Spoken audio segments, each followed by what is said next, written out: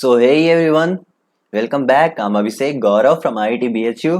तो अगर आप चैनल पे नए हो तो चैनल को सब्सक्राइब कर ले।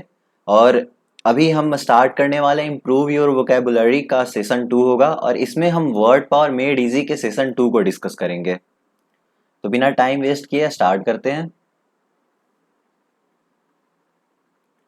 तो फर्स्ट सेशन में हमने 10 पर्सनैलिटी टाइप डिस्कस किया था। अब उसी के हम वर्ड रूट से समझेंगे, उसको हर एक वर्ड को समझेंगे उनके वर्ड रूट्स के थ्रू। तो अब हमने देखा था वहां पे दो वर्ड, फर्स्ट ऑफ ऑल दो वर्ड आया था, एक ईगोटिस्ट आया था, दूसरा ईगोइस्ट आया था। तो इन दोनों वर्ड्स के बारे में हमने देख लिया है। अब हम इनके वर्ड रूट के थ्रू जाएंगे। तो ईगोटिस्ट और ईगोइस्ट के बारे में हमने देखा था कि यहाँ पे दोनों वर्ड, ईगो वर्ड इसमें कॉमन है। तो अब यहाँ पे ईगो अगर वर्ड कॉमन लेके चले तो ईगो का मतलब होता है आई या माई सेल्फ। तो अब इन दोनों से हम रिलेट कर सकते हैं। ईगोटिस्ट होते हैं, ईगोटिस्ट के लिए I is most over used word in egotist vocabulary, यानी ईगोटिस्ट के वोकेबुलरी में आई का यूज सबसे ज्यादा होता है। लाइक ये कहते हैं कि मैं ये कर सकता हूँ, मैं वो कर सकता हूँ, मेरे पास ये है, मेरे पास वो है, मतलब इस तरह के बातों से वो दूसरों के सामने अपने आप को दिखाते हैं। इनको लगता है कि ये हर चीज में एक्सपर्ट हैं। तो मतलब इनके डिक्शनरी में या फिर वोकेबुलरी में सबसे ज्यादा यूज होने वाला वर्ड आई ही होता है ईगोटिस्ट ईगोटिस्ट के वोकेबुलरी में। नेक्स्ट वर्ड है ईगोइस्ट। अब ईगोइस्ट वैसे लोग होते हैं जिनका I is the greatest concern in egoist mind, यानी ईगोइस्ट के दिमाग में यही सबसे बड़े कंसर्न होते हैं। यही सबसे बड़े कंसर्न का मतलब होता है चिंता।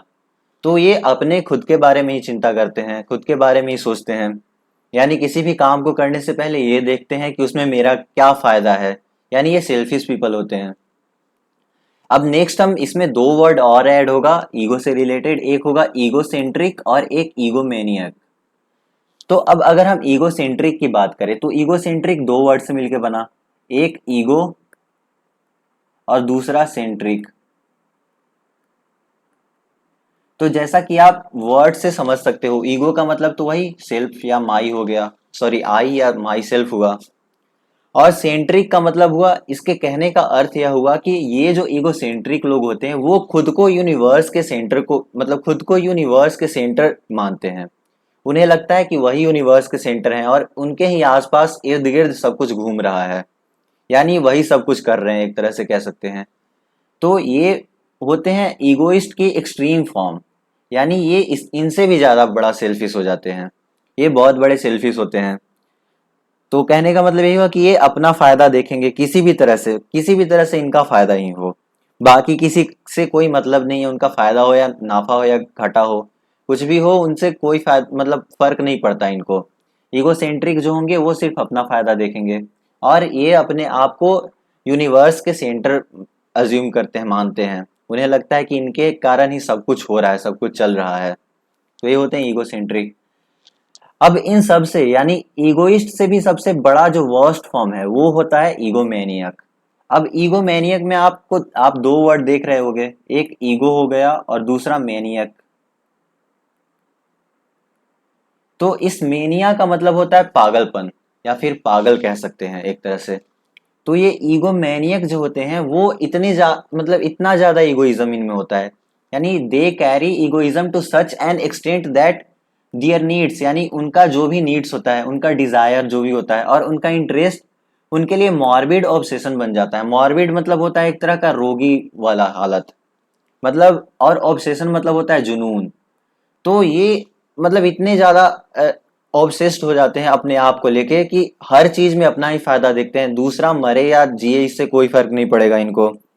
मतलब ये एक तरह से आप समझ सकते हैं थोड़ा स्लाइटली मैड होते हैं, मतलब एक तरह से पागल ही होते हैं, आप समझ सकते हो। अब ये ईगोटिस्ट और ईगोइस्ट जो होते हैं वो ऑबनॉक्सियस होते हैं। यहाँ पे आपको वर्ड दिखेगा OBNOXIOUS। ओबनॉक्सियस का मतलब होता है अप्रिय, यानी इनसे लोग घृणा करते हैं। ईगोटिस्ट और ईगोइस्ट वाले लोग से मतलब बाकी लोग घृणा करते हैं। बट ये जो ईगोसेंट्रिक होते हैं ये इनटॉलरेबल होते हैं। इनटॉलरेबल कहने का मतलब इन्हें लोग टॉलरेट ही नहीं कर पाएंगे इनके सामने। बट ये जो ईगो मैनियक होते हैं वो बहुत ही ज्यादा डेंजरस होते हैं दूसरों के लिए। अगर आपको नहीं दिख रहा है तो मैं इसे मिटा देता हूँ एक बार। तो ये जो ईगो मैनियक होते हैं वो बहुत ज्यादा दूसरों के लिए डेंजरस होते हैं। तो ये हो गया अपना, आप इस तरह से देखो, अगर समझोगे तो आपको समझ में आएगा। तो आई होप ये चारों वर्ड आपको क्लियर हो गया होगा। अब नेक्स्ट हम आते हैं ऑल्टर वर्ड रूट से जो भी बना है। अब ऑल्टर का मतलब होता है अदर, ये भी एक लैटिन वर्ड ही है और ईगो भी लैटिन वर्ड ही था, तो इसका मतलब होता है अदर। अब यहां से हम देखते हैं, वर्ड स्टार्ट करते हैं। First altruism. अब एल्ट्रुइज्म क्या होता है, हमने पिछले वीडियो में यानी सेशन 1 में एल्ट्रुइस्ट के बारे में पढ़ा। ये एल्ट्रुइस्ट होते हैं परोपकारी पीपल, यानी दूसरों की भलाई में अपनी खुशी ढूंढने वाले लोग होते हैं। अब इन एल्ट्रुइस्ट के द्वारा जो फिलॉसफी ये किया जाता है, मतलब प्रैक्टिस किया जाता है, वो होता है एल्ट्रुइज्म।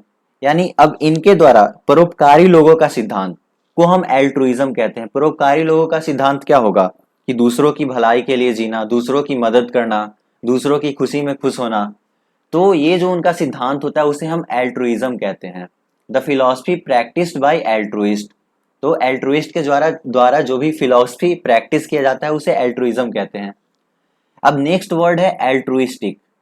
अब ये भी वर्ड यही एल्ट्रुइस्ट से ही कनेक्ट कीजिए इसको भी। तो एल्ट्रुइस्ट, अब इसमें भी जैसे इसमें भी देखिए देखे तो L A L T R, मतलब एल्टर यहाँ पे आया A L T E R, लेकिन ए एल टी आर आ चुका है यहाँ पे, बट एल्टर से ही ये वर्ड आया है। सिमिलरली ये वर्ड भी देखे तो इसमें भी वर्ड रूट एक एल्टर है।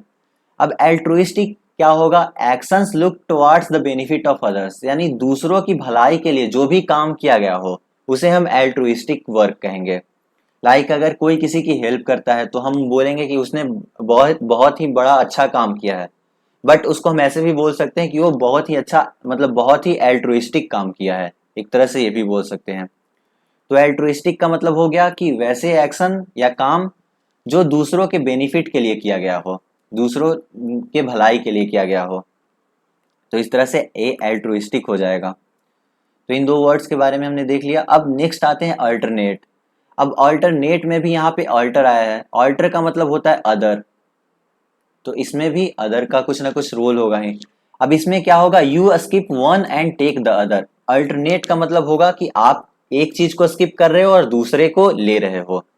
तो जैसे अब इसको समझने के लिए आप समझ सकते हो कि अगर आपका क्लास अल्टरनेट क्लास चल रहा है, अल्टरनेट क्लास का मतलब क्या हुआ कि अगर आप मंडे को क्लास करते हो तो फिर ट्यूसडे को आपका ऑफ रहेगा, फिर वेडनेसडे को आप क्लास जाओगे, उसके बाद फिर थर्सडे को ऑफ रहेगा। यानी एक दिन आपका क्लास है, दूसरे दिन आप स्किप कर रहे हो और थर्ड डे फिर से आपका क्लास है। मतलब एक स्किप कर रहे हो आप और दूसरा ले रहे हो, दूसरे क्लास में जा रहे हो, तो ये अल्टरनेट इसका मतलब हुआ। तो अल्टरनेट का मतलब हुआ you skip one and take other. तो आई होप अल्टरनेट आपको समझ में आया होगा। अब अल्टरनेटिव का क्या मतलब हुआ, अदर चॉइस। अदर चॉइस का मतलब क्या हुआ, अब आप जैसे बोल सकते हैं, कोई अगर आपको बोलता है, आप कहीं दुकान में गए, कुछ सामान खरीदने गए और सामान में बस एक ही वर्जन उसका अवेलेबल हो। जैसे आप मान लो फोन ही खरीदने गए, तो फोन में बस दुकानदार के पास मान लो कि बस एक ही फोन मौजूद है, पूरे दुकान में एक ही फोन मौजूद है। तो अब आपके पास कोई चॉइस नहीं रहेगा, बस आपको फोन लेना बहुत ही ज्यादा अर्जेंट है, तो आपके पास कोई चॉइस नहीं रहेगा। यानी आपके पास कोई अल्टरनेटिव नहीं रहेगा, यानी यू हैव नो अल्टरनेटिव, बस आपके पास एक ही चॉइस है, you have no any other choice.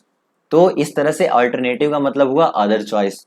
तो आप किसी को बोल सकते हैं कि अगर कोई चॉइस नहीं बचेगा तो you don't have any alternative, या फिर इस तरह से कुछ बोल सकते हो। तो अल्टरनेटिव का मतलब ही आप समझ गए होंगे। अब नेक्स्ट आते हैं, नेक्स्ट वर्ड है अल्टरेशन। अल्टरेशन का मतलब होता है अ चेंज या फिर अ मेकिंग इनटू समथिंग अदर। तो अल्टरेशन, आप किसी चीज में अल्टरेशन कर रहे हो, इसका मतलब आप उसमें कुछ ना कुछ चेंजिंग कर रहे हो। तो ये वर्ड हो गया चेंज, मतलब वही हो गया कि अ मेकिंग इनटू समथिंग अदर, मतलब उसको उसमें कुछ ना कुछ दूसरे चीज से चेंजिंग कर रहे हो, कहने का मतलब यही हुआ। तो इसको भी अदर से आप रिलेट करके देख सकते हो। तो अल्टरेशन का मतलब यही हो गया। अब ऑल्टर वर्ड यानी वेन यू ऑल्टर, यानी अगर आप ऑल्टर कर रहे हो उसका मतलब क्या हुआ, when you alter your plans it means you make other plans. जब आप अपने प्लान को ऑल्टर कर रहे हो इसका मतलब आप किसी दूसरे प्लान को बना रहे हो, आप किसी दूसरा प्लान बना रहे हो। तो ऑल्टर का मतलब वही हो गया अदर, तो यहाँ भी आप रिलेट कर सकते हो इससे। नेक्स्ट वर्ड जो है वो ऑल्टरकेशन है।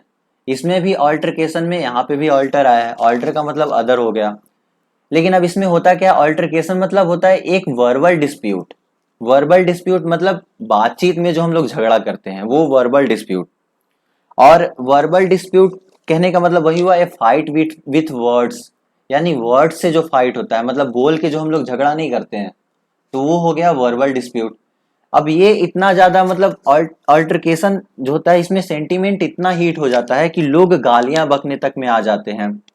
इसमें दो वर्ड आपको आएगा, एक ओब्सैनिटी आया होगा अगर आपने पढ़ा होगा तो, ओब्सैनिटी एक आया होगा, और एक वर्ड आया होगा प्रोफैनिटी। तो ओब्सैनिटी का मतलब होता है बेहुदापन, और प्रोफैनिटी का मतलब होता है गालियां देने की प्रक्रिया। तो इसमें अल्टरकेशन में सेंटीमेंट इतना हीट हो जाता है कि लोग एक दूसरे को गालियां तक देने लगते हैं। बट ये वर्बल फाइट ही होता है, मतलब बोल के ही आप गुस्से में फाइट कर सकते हो।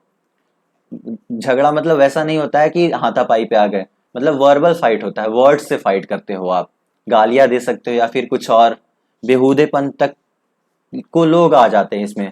तो अल्टरकेशन का मतलब यही हुआ कि एक वर्बल फाइट होगा, एक वर्बल डिस्प्यूट होगा, और उसमें लोग ओब्सैनिटी यानी बेहुदापन और प्रोफैनिटी यानी गालियां देने तक को भी आप पहुंच जाते हैं, इतना सेंटीमेंट उनका हीट हो जाता है।